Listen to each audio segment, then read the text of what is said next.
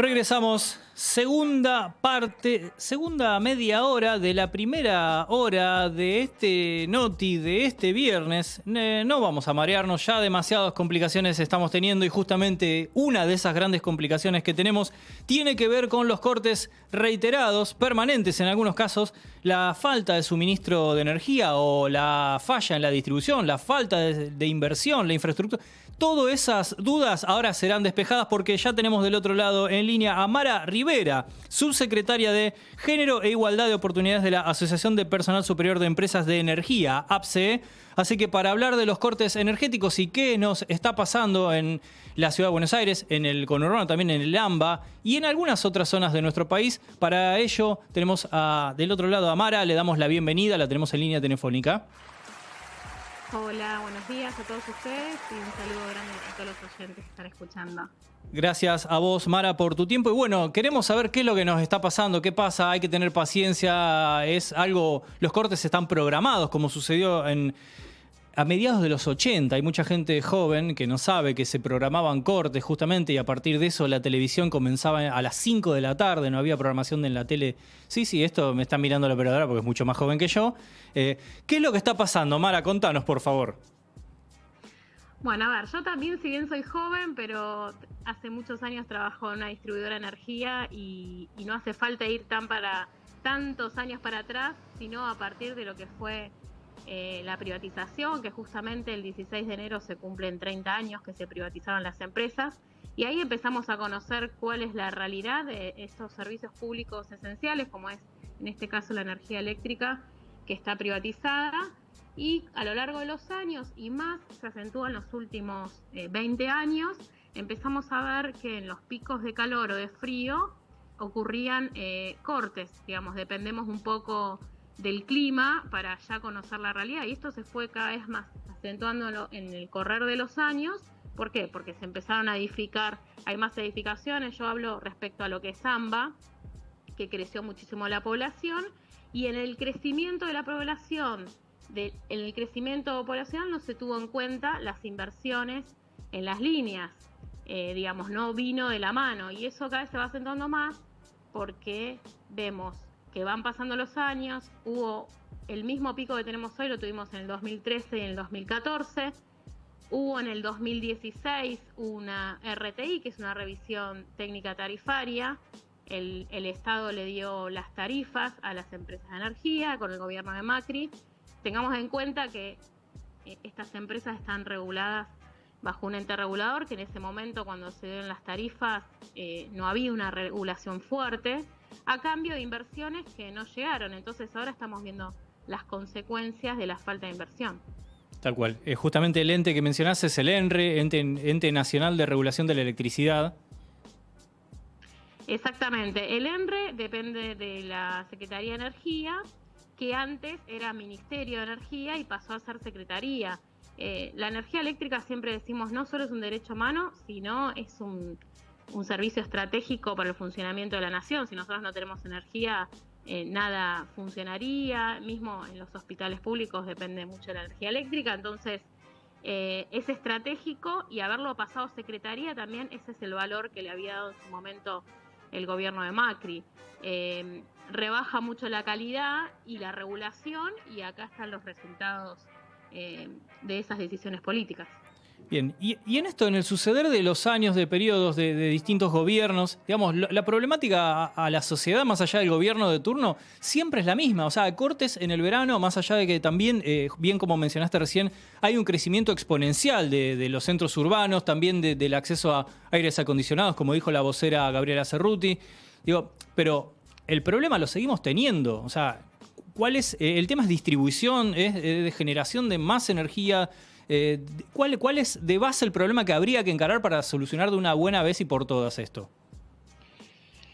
Mira, la base está hoy, el caldo, digamos, de cultivo está en la distribución, perdón. Y acá quiero mencionar algo. Cuando se privatizaron las empresas, la empresa de Desur y de Enor quedaron en la órbita nacional, sí, porque justamente, si bien están en AMBA, pero distribuyen el 40% de la energía de todo el país. Entonces, quedaron bajo una órbita de regulación nacional. Y son justamente las dos empresas que más problemáticas tienen en el país. Entonces, no solo porque, digamos, distribuyen una mayor cantidad en el país, sino también que está concentrado en un solo lugar, sino también justamente son las empresas que no invirtieron. Entonces, acá si no acompaña una fuerte inversión, esto va a seguir el próximo verano y el que sigue. Acá hay que tomar una decisión política por parte del Estado, porque esta ya es una película que la venimos viendo hace años, sabemos qué es lo que falta, digamos, hay repotenciación de subestaciones, vemos alguna que otras obras, inversiones, pero el trasfondo de la cuestión está en las líneas, como hablábamos recién, el crecimiento urbano, no viene acompañado una factibilidad de suministro. Entonces acá está la cuestión, el métier está en la falta de inversiones de estas empresas que son privadas, que obviamente ven al servicio público como una unidad de negocio, eso está claro, porque el resultado del tarifazo mostró que no subió la morosidad, que eso también es un dato que hay que tenerlo en cuenta. Digamos, subieron casi el 4.000% las tarifas, pero los usuarios siguieron pagando y entonces la plata estaba para invertir.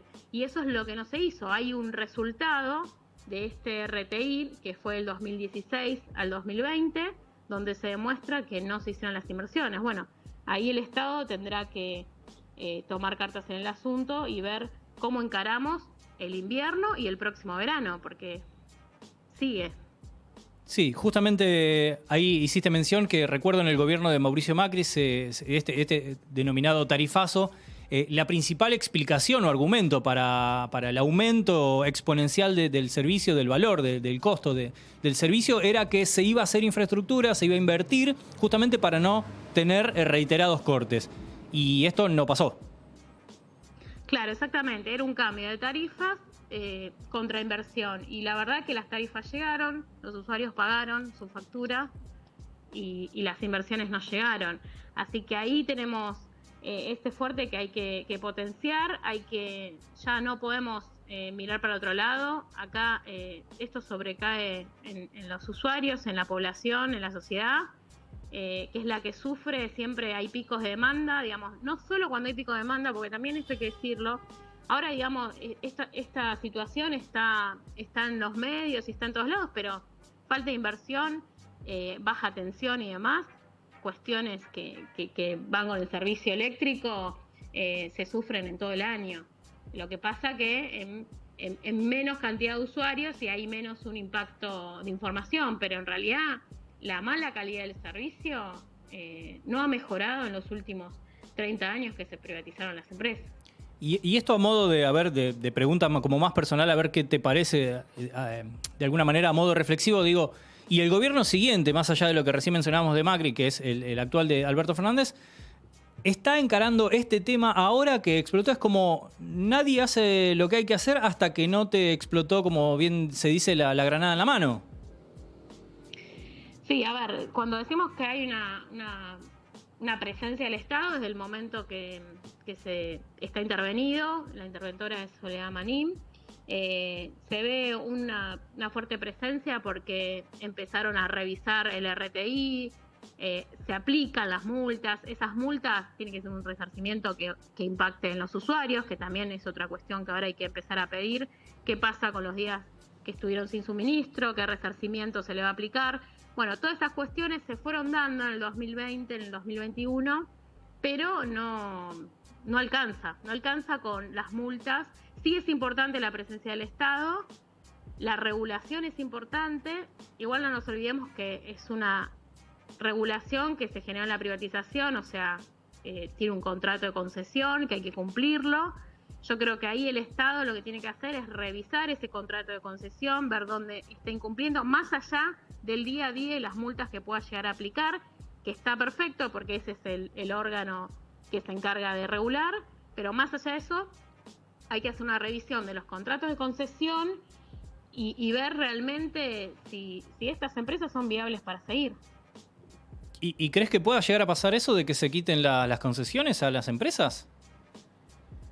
Y es una decisión política que espero que el gobierno esté a la altura de las circunstancias para darla. Yo creo que Si no lo hace, el que termina perdiendo es el usuario, la usuaria, y mismo nosotros que representamos a los trabajadores también, porque venimos nosotros denunciando que nos falta personal calificado. En el 2016 la empresa de Sur llamó a un plan de retiro voluntario y quedaron más de 1.200 trabajadores afuera, y eso conllevó a que se vaya perdiendo la obra de mano calificada, y eso también da la calidad de cómo vos das el servicio, ¿no? Eso es algo que nosotros, si bien representamos a los trabajadores y trabajadoras, pero impacta directamente en el usuario.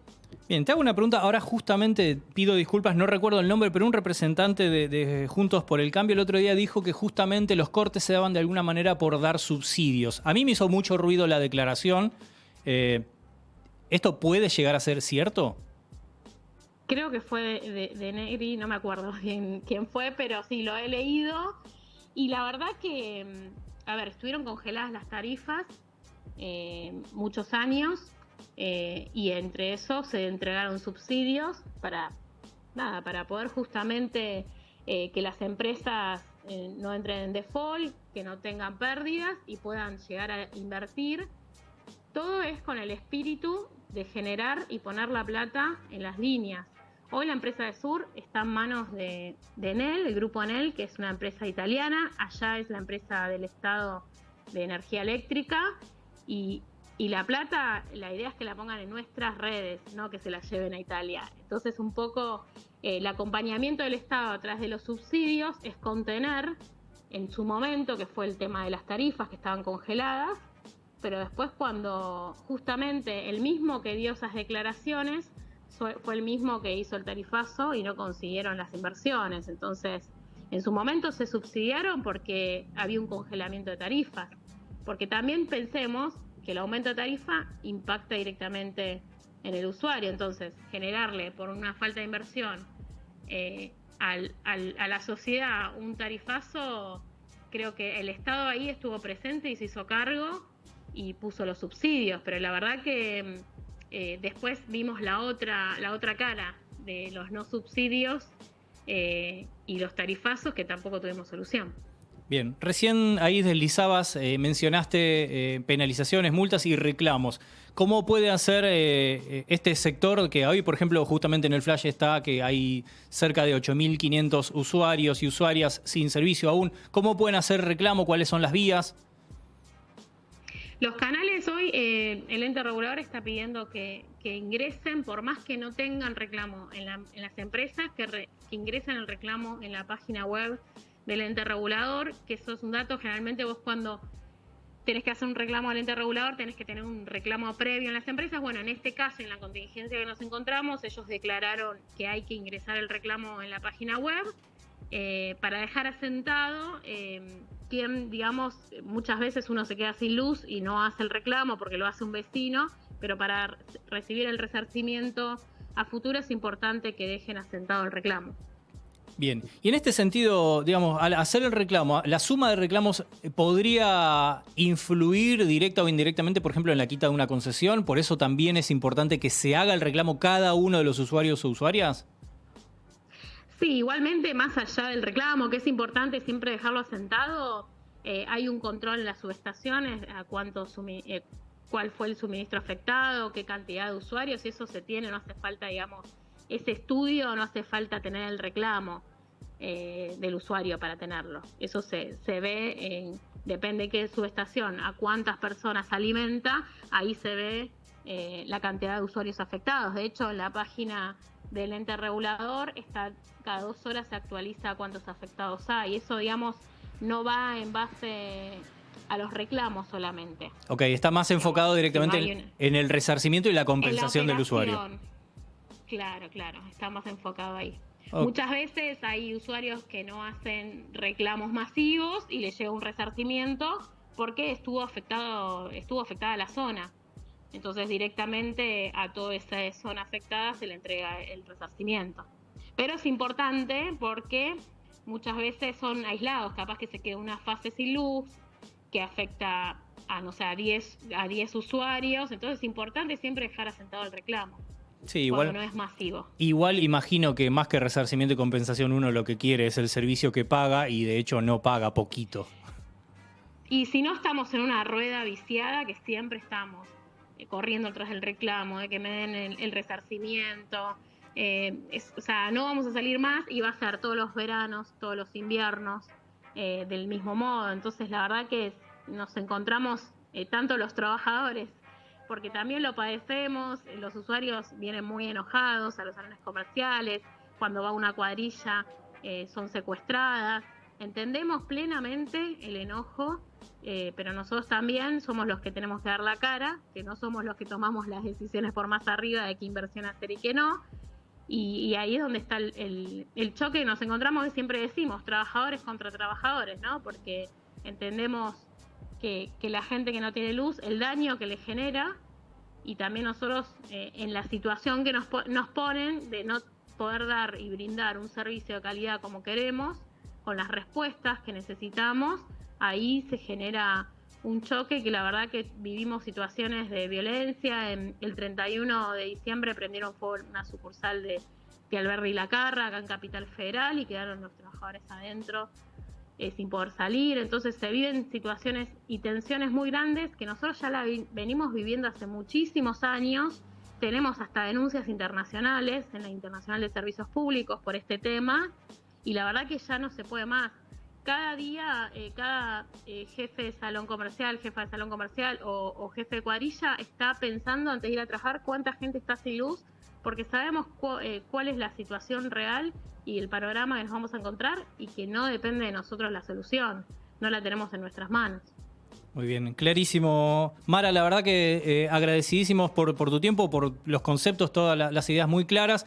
Esperemos volver a charlar en otra oportunidad acá en el Noti, pero que no sea justamente por este motivo. Esperemos que así sea. Y esperemos tener buenas noticias. También en 30 años de privatización creo que llega en un momento justo para analizar y repensar qué servicio público queremos. Muy bien, ahí está. Deslizamos ya entonces una nueva comunicación. Espero pronto y moviendo el eje de la conversación. Así que te agradecemos, Mara Rivera, por tu tiempo y por contarnos todo lo que charlaste en estos minutos. No, por favor, muchas gracias a ustedes. Muy bien. Conversamos recién con Mara Rivera, subsecretaria de Género e Igualdad de Oportunidades de la Asociación del Personal Superior de Empresas de Energía, APSE. Así que ahí ya quedamos abiertos con el productor. Da el ok si levanta el pulgar para que volvamos a conversar por estas cosas que quedaron afuera y también de mover un poco el eje de la cuestión y no hablar, y esperemos que no sucedan estos reiterados cortes en el suministro. Nosotros, antes de ir a otro flash, ya nos están quedando cosas atrasadas al palo, así que vamos a aprovechar a hablar algo un poquito más lindo, ¿sí? Que tiene que ver con la naranja. Y la naranja no estamos hablando de frutas y verduras, sino de la naranja, la pelota que jugamos, con la que nos divertimos tanto cuando vemos y disfrutamos del mejor básquet del mundo. Así que vamos a escuchar a nuestro especialista en la NBA, José Tripodero, que tiene muchas noticias para compartir.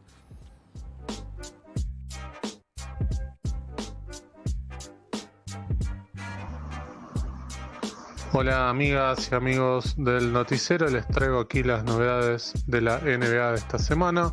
En primer lugar, hablemos de un par de vueltas. Volvió Klay Thompson, nada más ni nada menos, el número 11 de Golden State, y lo hizo en el partido del día domingo frente a Cleveland Cavaliers, en la victoria de su equipo. 941 días tuvieron que pasar para que el querido Klay Thompson, el escolta, una de las grandes figuras de Golden State, alguien que ya tiene 3 anillos, volvió después de una lesión tremenda que tuvo en el juego número 4 ante Toronto, en esas finales que el equipo canadiense terminó ganando en el séptimo juego. Klay Thompson, un jugador muy querido por todos, que tiene además un perfil muy bajo y que es para mí un jugador muy parecido a Scottie Pippen, no tanto en sus facetas basquetbolísticas, sino más bien en esta filosofía de ser un jugador de equipo, de ser un jugador que acompaña a la superestrella y que sabe ubicarse en un lugar justamente de ensamble, no tanto de disputa de ver quién es mejor. Algo que sucede en muchos equipos cuando se ponen en la cancha dos grandes talentos, ¿no? Así como decía Scottie Pippen, ocupaba un lugar como número 2, alguien que acompañaba a Michael Jordan. Acá Klay Thompson lo hace con Stephen Curry, ¿no?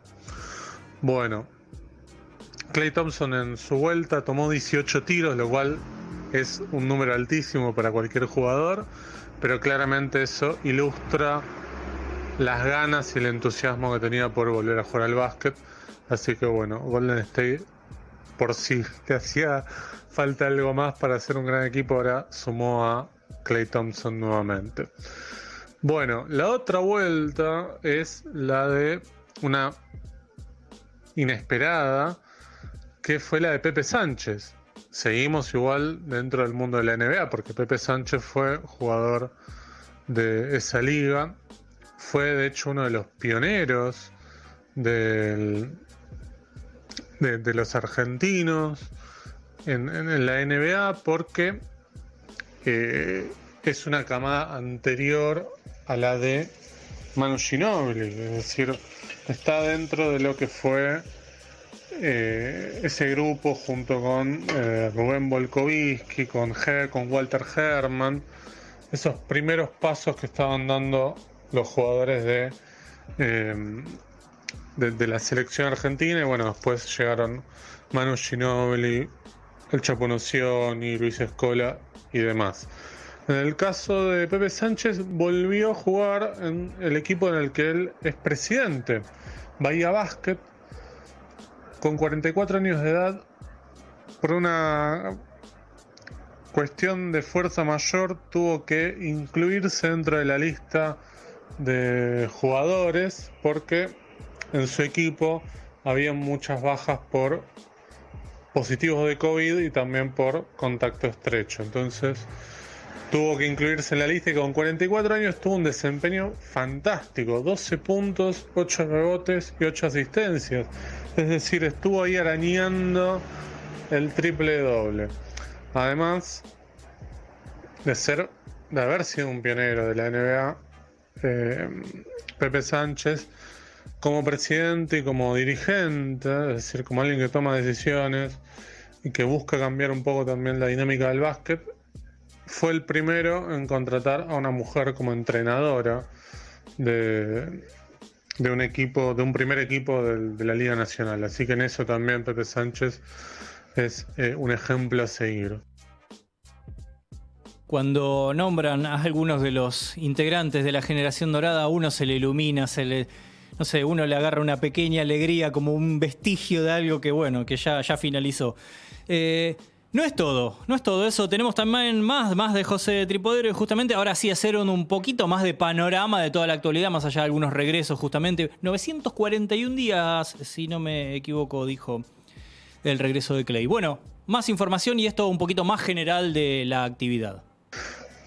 Siguiendo con las noticias y volviendo ahora sí más a la actualidad de la NBA, hay que decir que el equipo sensación hoy por hoy es Memphis Grizzlies, que lleva 10 partidos ganados en forma consecutiva. Es decir, este año no perdió todavía el equipo liderado por Ja Morant, que está teniendo un desempeño fantástico. Si no lo vieron esta semana en el partido contra Los Ángeles Lakers, pegó probablemente el salto más espectacular que jamás haya visto en la NBA, por lo menos para mí, en ese bloqueo que hace en una jugada en el juego ante Los Ángeles Lakers. Ja Morant es claramente hoy el jugador sensación, está teniendo un desempeño fantástico y claramente es el puntal de este equipo, que está ya tercero en la Conferencia del Este. Solamente por encima están Golden State y Phoenix Suns. Así como veníamos hablando de Utah, que era un equipo que nuevamente estaba teniendo una buena un buen camino por la temporada regular, haciendo casi el mismo sendero de la temporada pasada. Esta temporada, ahora en estos últimos 10-12 partidos, empezó a caer. Así que bueno, como sucede siempre, cuando hay un equipo que levanta, siempre hay un equipo que está cayendo de la misma manera. Eso es lo interesante que tiene la NBA.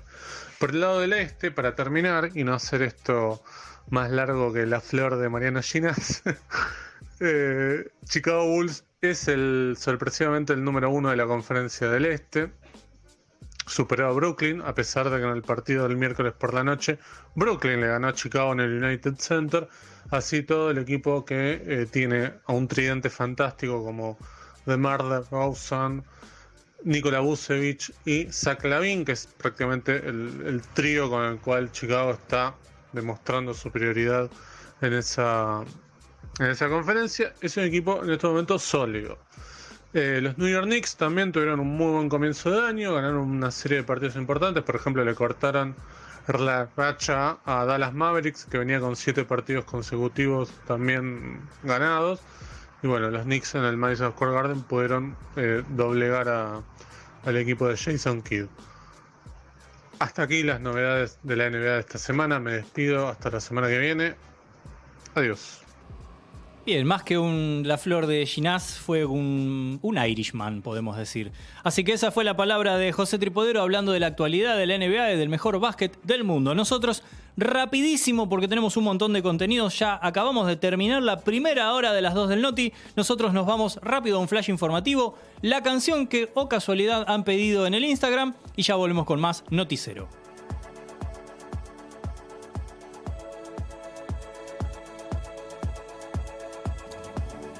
Argentina en rojo. El Servicio Meteorológico Nacional mantiene en alerta roja por temperaturas que superan los 41 grados a las provincias de Catamarca, La Pampa, La Rioja, Mendoza, San Juan, San Luis y Tucumán. También incluyen varias localidades de Buenos Aires, Córdoba, Entre Ríos, Neuquén y Río Negro.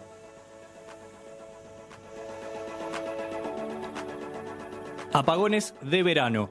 Casi 8.500 usuarios de la ciudad de Buenos Aires y conurbano continúan sin suministro de energía eléctrica.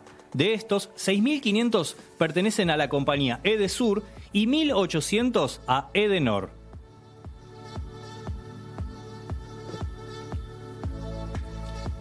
Todo más caro.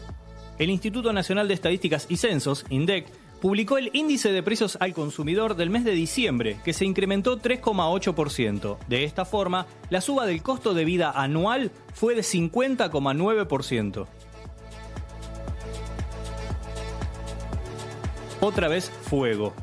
Más de 5.500 hectáreas de bosques en Bariloche se incendiaron por efectos del viento y el calor. El fuego comenzó en diciembre y tuvimos algunas lluvias que ayudaron, pero la tarea de control es complicada, expresó el coordinador Marcelo Rey. Novak no va.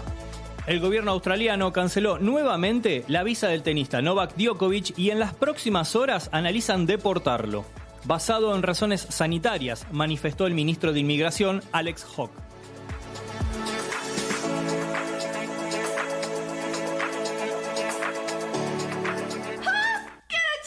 What for? I'm trying to think.